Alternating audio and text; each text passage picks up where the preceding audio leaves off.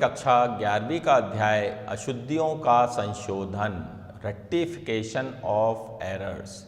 अशुद्धियाँ ये क्या होती हैं तथा इनका सॉल्यूशन कैसे किया जाता है, ये अपन इस अध्याय में जानेंगे। तो अशुद्धियाँ जो हो जाती हैं, मान लीजिए तलपट का योग नहीं मिलता है तो हमें मालूम चलता है कि हमारे अशुद्धि हो गई है। ठीक है, कई बार जर्नल एंट्री करते टाइम लेखांकन के नियमों का नॉलेज ना होने के कारण, ज्ञान ना होने के कारण ये अशुद्धियाँ हो जाती हैं। या फिर नकल बही से खाता बही बनाते टाइम भी कई बार चूक हो जाने से ये अशुद्धियाँ हो जाती हैं।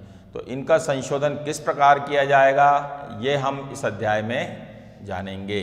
देखिए बच्चों, लेखांकन की दृष्टि से अशुद्धियों को दो भागों में बांटा गया है। एक होती हैं एक पक्षीय अशुद्धियाँ, सिंगल साइडेड एरर, और दूसरी होती हैं द्विपक्षीय अशुद्धियाँ, डबल साइडेड एरर।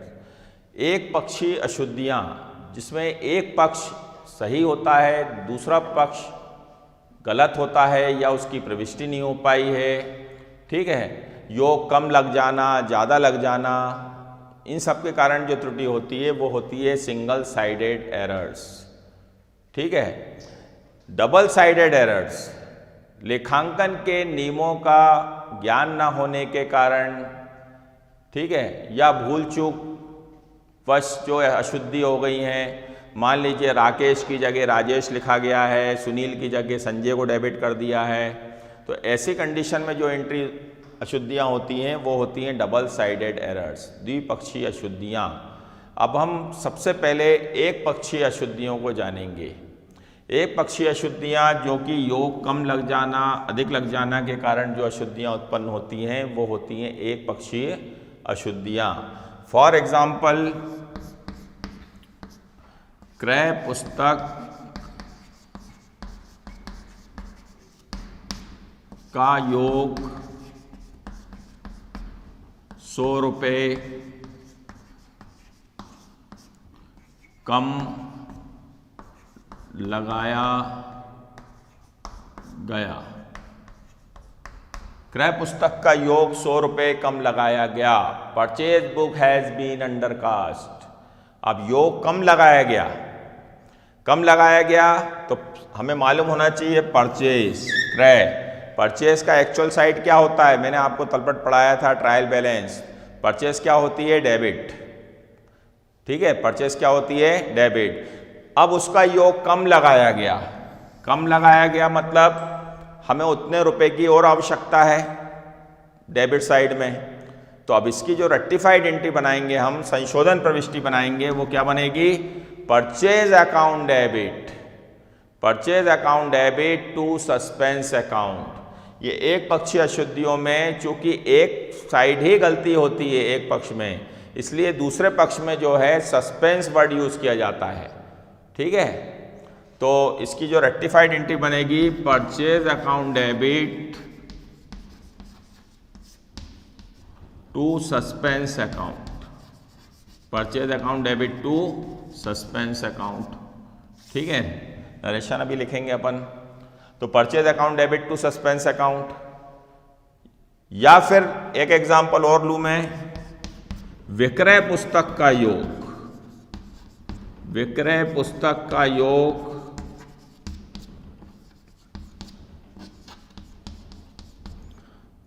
200 रुपये कम लग गया। विक्रय पुस्तक का योग 200 रुपये कम लग गया। Sales book has been undercast. तो अब सेल्स फौरन हमारे को क्लिक होना चाहिए दिमाग में, सेल्स का एक्चुअल साइड क्या होता है, क्रेडिट। सेल्स क्या होती है, क्रेडिट। और चूंकि कम लग गया है, कम लग गया है मतलब क्रेडिट में उतने रुपए कम पड़ रहे हैं। ठीक है, तो सेल्स तो क्रेडिट होगी, पोस्टिंग करेंगे जब ही तो पूर्ति होगी। तो क्रेडिट में तो टू सेल्स आएगा। अब डेबिट में हम कौन सा वर्ड यूज करेंगे, अभी बताया था मैंने, सस्पेंस अकाउंट। क्योंकि दूसरा पक्ष हमारे वो अज्ञात है, वहाँ करेक्ट एंट्री हो चुकी है, हमें सिर्फ सेल्स की एंट्री करनी है। तो ऐसी कंडीशन में हम यहाँ क्या यूज करेंगे, सस्पेंस। तो इसकी रेक्टिफाइड एंट्री क्या हो जाएगी, suspense account debit. Suspense account debit to sales account, suspense account debit to sales account. ऐसे अपन और विभिन्न एग्जाम्पल भी दे सकते हैं। क्रय वापसी पुस्तक का योग कम लगाया गया, purchase return book has been undercast, तो परचेज रिटर्न का साइड क्या होता है, क्रेडिट होता है, ठीक है, और कम लगाया गया तो suspense account debit to purchase return account. या मान लीजिए क्रय वापसी पुस्तक का योग कम लगाया गया, sales return book has been undercast, तो सेल्स रिटर्न का साइड क्या होता है, डेबिट, तो sales return account debit to suspense account. तो यहाँ हम विभिन्न एग्जाम्पल दे सकते हैं। क्रय पुस्तक की जगह क्रय वापसी पुस्तक या विक्रय पुस्तक की जगह विक्रय वापसी पुस्तक रखकर भी एक पक्षीय अशुद्धियों को जान सकते हैं।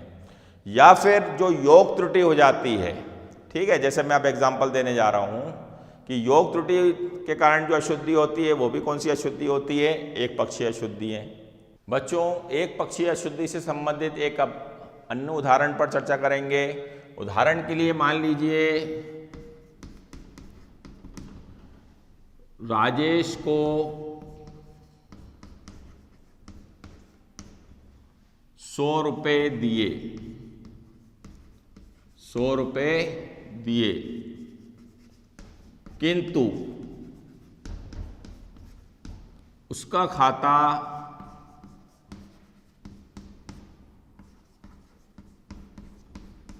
1000 रुपये से 1000 रुपये से नाम हो गया, ठीक है। अब इस प्रविष्टि को हमें संशोधित करना है। राजेश को 100 रुपये दिए, हमने राजेश को कितने दिए थे, 100 रुपये, ठीक है। Paid to Rajesh ₹100 but wrongly debited in his account ₹1000। तो पेड टू राजेश, राजेश को दिए, क्या जनरल एंट्री होगी, Rajesh debit, Rajesh debit to cash account. ये मैंने राइट एंट्री लिखी है, अभी संशोधन एंट्री नहीं लिखी, right entry. Rajesh debit to cash account, कितने रुपए दिए थे, 100 रुपये, ये 100 रुपीज, ये 100 रुपये दिए थे राजेश को। बट जब इन्होंने जर्नल एंट्री से लेजर पोस्टिंग की होगी, खाता बही में जब राजेश का खाता खोला तो 100 रुपये की जगह गलती से इनसे 1000 रुपये लिखा गए। कितने रुपये लिखा गए, 1000। ये कैश वाला साइड तो करेक्ट पोस्टिंग हुई है, तो हमें वो साइड नहीं देखना, लेकिन जो राजेश वाला साइड है लिखा है ना, उसका खाता मतलब राजेश का खाता 100 रुपये की जगह 1000 रुपये से डेबिट हो गया, नाम हो गया। नाम मीन्स क्या होता है, डेबिट। तो ये कितने रुपये अधिक लग गया, 900 रुपये, ये 900 रुपये अधिक लग गया। और मैंने अभी हाल थोड़ी देर पहले बताया था अधिक लग गया, अधिक लग गया की कंडीशन में साइड क्या हो जाएगा, चेंज, क्योंकि राजेश का खाता एक्चुअल में डेबिट होना था, लेकिन वो गलती से डेबिट तो हो गया लेकिन 100 की जगह 1000 से हो गया, तो 900 रुपये अधिक लग गया। 900 रुपये क्या लग गया, अधिक लग गया। तो अधिक लग गया में हम उसका साइड क्या कर देंगे, चेंज।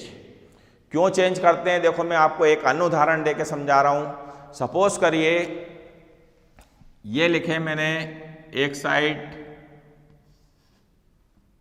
100 रुपये, 100 रुपये लिखे। अब 100 की जगह गलती से 1000 रुपये लिख दिए। कितने रुपये लिख दिए, 1000, 1000 रुपये लिख दिए। तो अब इसको अपने को 100 की जगह 1000 लिखा गए, कितने रुपये अधिक लग गए, 900 रुपये अधिक लग गए। तो अब हम इस संशोधन प्रविष्टि कैसे करेंगे, तो यदि हम इस साइड 900 रुपये लिख दें, कितने रुपये लिख दें, 900, तो ये त्रुटि क्या हो जाएगी, करेक्ट हो जाएगी। उसी प्रकार राजेश का खाता 100 की जगह 1000 से डेबिट हो गया, 900 रुपये अधिक लग गया। 900 रुपये अधिक लग गया है, यदि हम राजेश को क्रेडिट कर दें तो ये त्रुटि अपने आप ही खत्म हो जाएगी। तो इसकी संशोधन प्रविष्टि क्या बनेगी, suspense account debit, suspense account debit to Rajesh, suspense account debit to Rajesh. कितने रुपए, 900। ये 900 रुपये। Suspense account debit to Rajesh. तो अब ये 900 रुपये से जो है राजेश का खाता क्रेडिट हो जाएगा, तो ये त्रुटि ऑटोमेटिकली समाप्त हो जाएगी। बच्चों अब हम द्विपक्षीय अशुद्धियां, डबल साइडेड एरर्स से संबंधित उदाहरणों पर चर्चा करेंगे। द्विपक्षीय अशुद्धियां, द्विपक्षीय अशुद्धियां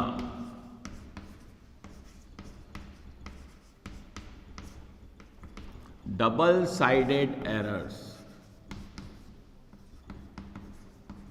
डबल साइडेड एरर्स। ठीक है, द्विपक्षीय अशुद्धियां। द्विपक्षीय अशुद्धियों में अपन क्या करते हैं, राइट एंट्री, रॉन्ग एंट्री, सही प्रविष्टि गलत प्रविष्टि को मिलाकर एक रेक्टिफाइड एंट्री बनाएंगे, संशोधन प्रविष्टि बनाएंगे। ठीक है, ये लेखांकन के नियमों का नॉलेज ना होने के कारण, ज्ञान ना होने के कारण ये द्विपक्षीय अशुद्धियां हो जाती हैं। ठीक है, जैसे उदाहरण के लिए मान लीजिए मशीन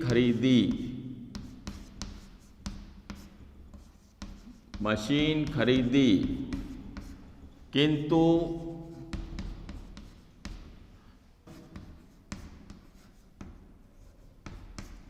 त्रुटिवश क्रय खाता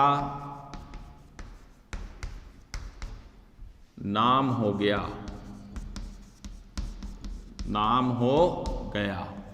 अमाउंट लिख देते हैं 1000। हमने मशीन खरीदी थी, देखो मशीन खरीदी थी तो इसकी राइट एंट्री क्या होनी थी, machinery account debit to cash. Right entry क्या होनी थी, machinery account debit, machinery account debit to cash account.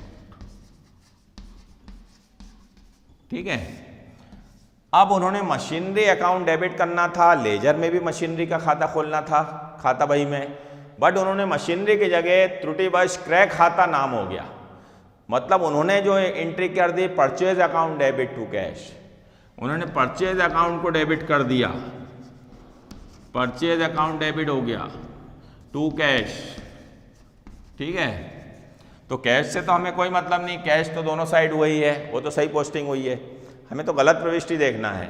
तो गलत कौन है, परचेज, ये गलत है। राइट एंट्री क्या है, मशीनरी। तो राइट एंट्री जो होनी थी नहीं हुई है और परचेज जो नहीं आना था आ गया है। अब इन दोनों को मिलाकर अपन जब एक रेक्टिफाइड एंट्री बनाएंगे, संशोधन प्रविष्टि, तो वो क्या होगी, machinery account debit. Machinery debit होना था, परचेज डेबिट हो गया। जब दोनों को मिलाकर हम एक रेक्टिफाइड एंट्री बनाएंगे तो क्या बनेगी, मशीनरी अकाउंट डेबिट, जो एक्चुअल में होना चाहिए था machinery account debit to purchase account. ऐसा क्यों हुआ, क्योंकि परचेज डेबिट हो गया था।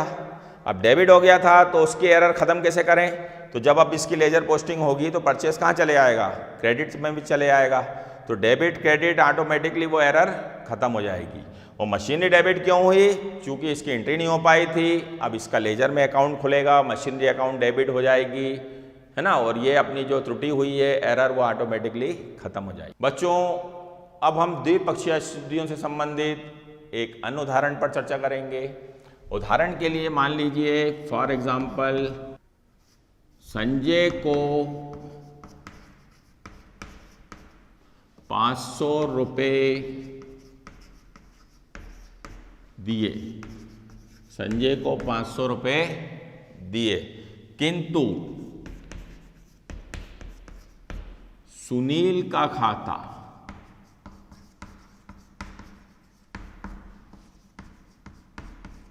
नाम हो गया, नाम मीन्स डेबिट, सुनील का खाता नाम हो गया। संजय को दिए 500 रुपये, तो Sanjay debit to cash, actual में संजय को डेबिट होना था। किसको डेबिट होना था, संजय को डेबिट होना था, किंतु गलती से इन्होंने सुनील को डेबिट कर दिया। ठीक है, जबकि सुनील तो हमारा कोई था ही नहीं, हमारा कोई व्यवहारिक लेन देन ही नहीं था, पर गलती तो गलती है, सुनील डेबिट हो गया गलती से। ठीक है, अपन जब अब दोनों को मिलाकर एक रेक्टिफाइड एंट्री बनाएंगे तो क्या बनेगी? गलत कौन है? सुनील। रॉन्ग और राइट क्या होना था? संजय। तो संजय डेबिट जो राइट होना था वो होगा, और जो गलत होगा उसका साइड क्या कर देते हैं? चेंज, जिससे कि वो अशुद्धि खत्म हो जाए। तो संजय डेबिट टू सुनील, इसकी जो संशोधन प्रविष्टि हो जाएगी संजय डेबिट टू सुनील। ठीक है। तो इस प्रकार हमने देखा द्विपक्षीय अशुद्धियों पर आधारित कई उदाहरण देखे। अब हम अशुद्धियों के संशोधन से संबंधित कुछ आंकिक प्रश्नों पर चर्चा करेंगे। निम्नलिखित गलतियों के संशोधन के लिए नकल प्रविष्टियां कीजिए। नंबर 1, मालिक ने व्यक्तिगत प्रयोग के लिए 200 रुपये निकाले, जिसे व्यापारिक व्यय खाते में नाम कर दिया।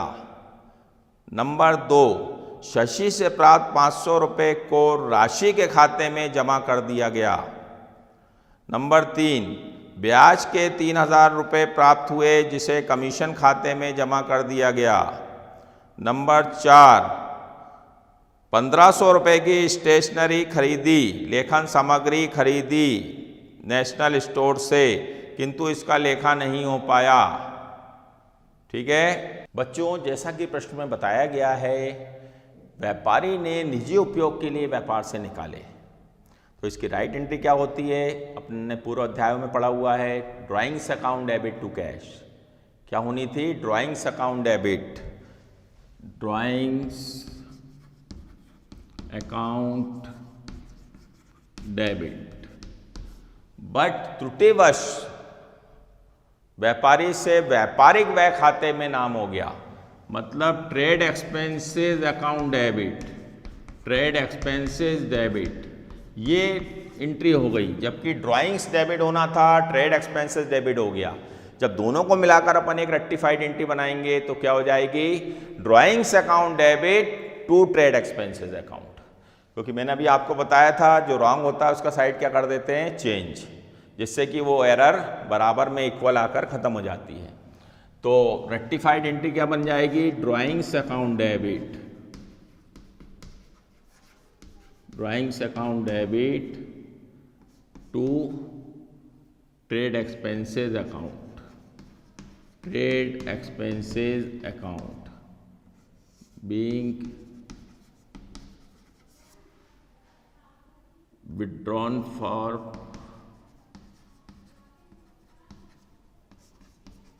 personal use, error rectified, this error rectified। ठीक है, तो drawings account debit to trade expenses account. Second प्रविष्टि दी गई है, शशि से प्राप्त होने वाली राशि को राशि के खाते में जमा कर दिया गया। शशि से प्राप्त हुए हैं, तो राइट एंट्री क्या बनेगी? Cash account debit to Shashi, cash account debit to Shashi. तो यहाँ शशि क्रेडिट होना था, ये राइट है, बट शशि की जगह राशि क्रेडिट हो गया। शशि की जगह कौन क्रेडिट हो गया? राशि। ये रॉन्ग है। तो मैंने आपको क्या बताया? जो रॉन्ग होता है उसका साइड क्या कर देते हैं? चेंज। तो इसकी रेक्टिफाइड एंट्री क्या बन जाएगी? Rashi debit to Shashi. क्या हो जाएगी? Rashi debit to Shashi being error rectified. ठीक है, ये एरर रेक्टिफाइड हो गई है। कितना अमाउंट है? जैसा कि प्रश्न में बताया गया है 200 रुपये, और पूर्व एंट्री में कितना था? 500 रुपये। तो ये 500 रुपये की राशि। ठीक है बच्चों, जैसा थर्ड प्रविष्टि ब्याज के प्राप्त हुए, जिसे गलती से कमीशन खाते में जमा कर दिया, तो ब्याज प्राप्त हो रहा है, तो राइट एंट्री क्या होगी? Cash account debit to interest account. तो यहाँ पर व्यापारी द्वारा गलती से टू इंटरेस्ट की जगह कमीशन का खाता खोल दिया गया, टू इंटरेस्ट की जगह टू कमीशन लिख दिया गया। तो रॉन्ग क्या है? कमीशन। और जो गलत होता है उसका साइड क्या कर देते हैं? चेंज। तो इसकी रेक्टिफाइड एंट्री क्या बन जाएगी? Commission account debit to interest account. Commission account debit to interest account, ये हो गई commission account debit to interest account being error of interest rectified. ठीक है, ये एरर ऑफ इंटरेस्ट रेक्टिफाइड। इसके बाद अपने को फोर्थ प्रविष्टि क्या दी गई है, 150 रुपए की लेखन सामग्री नेशनल स्टोर से खरीदी है जिसकी एंट्री नहीं हो पाई। देखो, जिसकी एंट्री नहीं हो पाती है, लेखा नहीं हो पाया, तो उसमें अशुद्धि तो हो ही नहीं सकती, तो इसकी हम प्लेन एंट्री कर देंगे। ठीक है, स्टेशनरी खरीदी, stationery account debit to national store, क्या हो जाएगी, stationery account debit to national store, stationery account debit to national store being error rectified. ठीक है, ये आ गया 150 रुपीज और ये 300। तो इस प्रकार हमने ये आंकिक प्रश्न में अशुद्धियों का संशोधन किया। बच्चों, आज हमने अशुद्धियों के संशोधन से संबंधित कुछ आंकिक प्रश्नों एवं उदाहरणों पर चर्चा की। अब आपके अभ्यास हेतु कुछ अभ्यास प्रश्न आप अपनी उत्तर पुस्तिका में नोट करें। प्रश्न क्रमांक 1, अशुद्धियों के संशोधन से क्या आशय है? What do you mean by rectification of errors? प्रश्न क्रमांक 2, अशुद्धियों के विभिन्न प्रकारों को समझाइए। Explain the various types of errors. प्रश्न क्रमांक 3, उद्धृत खाता किसे कहते हैं? What do you mean by suspense account? प्रश्न क्रमांक 4, एक पक्षीय अशुद्धियों एवं द्विपक्षीय अशुद्धियों में अंतर स्पष्ट करो। Right the difference between single sided errors and double sided errors. ठीक है बच्चों, तो इन प्रश्नों को आप अपनी अभ्यास पुस्तिका में लिखें और इनका अभ्यास करें। धन्यवाद।